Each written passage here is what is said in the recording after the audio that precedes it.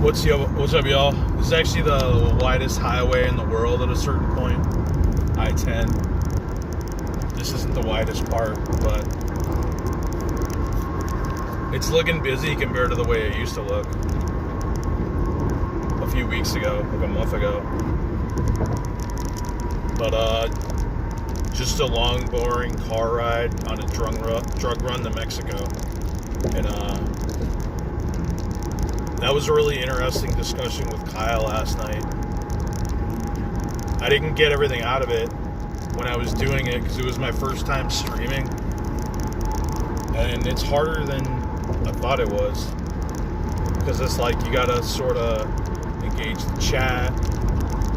I was asking Kyle questions, so I had to make sure I was referencing my questions. I mean, I was listening to it. It was totally fine. Good questions, good discussion. The problem was my computer has a fan problem. It sounds like a fucking vacuum cleaner. And especially when it's working hard, streaming and whatever. So the sound is rather annoying. I need to get a microphone that's not on the computer, like near my mouth or something, so that it doesn't do that. But anyway, Kyle's a smart kid. You don't gotta agree with everything he says, but he definitely makes you think. I think he breaks down the alt-right pretty well. He's not afraid to disagree.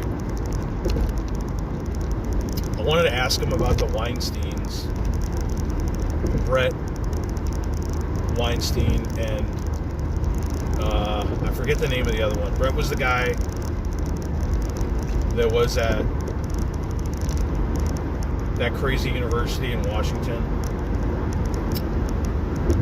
Evergreen, and like his students took over the campus, like in Washington, like in Seattle right now.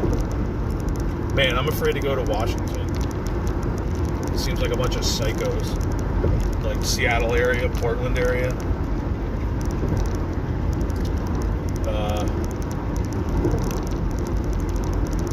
It's the one major metro area of the country I haven't been to, which I would like to visit, but people seem psycho.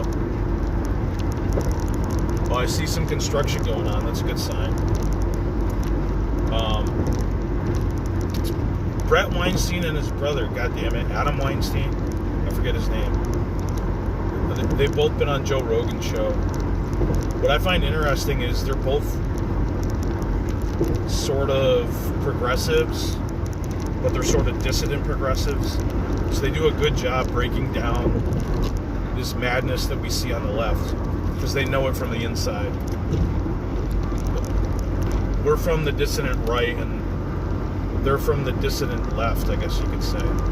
So they're really intelligent. They have intelligent takes. That Brett guy, he wanted to be a professor, and he was kind of like forced out.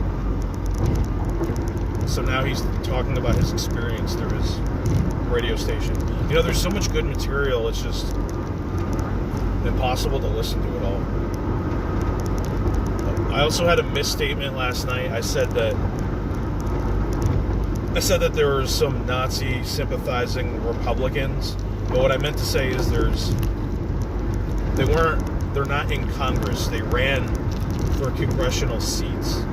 There's a guy in Illinois who's like a open Holocaust denier, Nazi LARPing guy.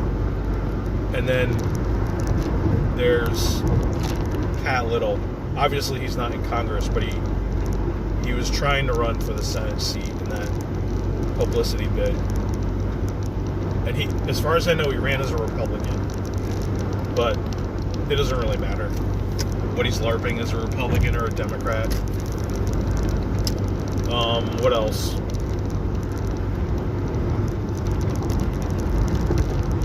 That's about it, you know. Good. Those are good discussions that can be had with some people, as opposed to some of this ridiculous LARPing that we see from so many people. So, you know, going on stream with him, Conops, I'm sure there's some other smart people out there. getting away from all this Jew baiting bullshit and actually have some real discussions. I'm gonna try to make some more videos. Like we're talking about the Brundlecleek and Melky. I was gonna break down my analysis of them and an analysis of Mike Enoch, because my most viewed video, I have Mike Enoch in the title, even though I barely talked about him, so maybe I'll get some traffic that way. And that's about it. Everyone have a good weekend.